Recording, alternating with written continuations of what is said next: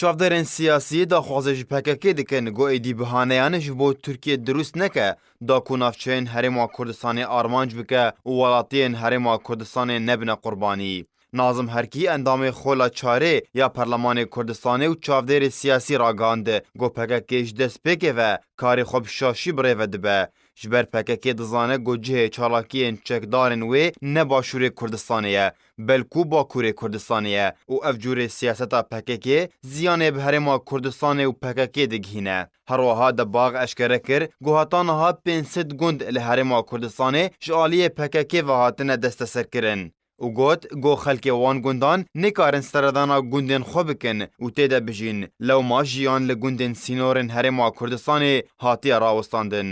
Her wiha çavderê siyasî got jî got PKK bi siyaseta xwe bihaneyan ji bo Tirkiye û Îran dirûst dike da ku Herêma Kurdistanê bombebaran û topbaran bikin û di encamê de ziyanên canî û madî bi Herêma Kurdistanê digihin.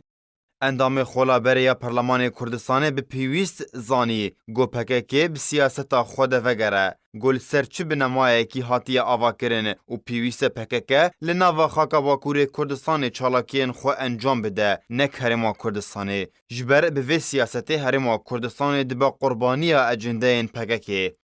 Nazim Herkî neveşard got PKK ecendeyên derekî cih bi cih dike û pirsiyar kir û got çima PKK li navçeyên din çalakiyên xwe encam nade.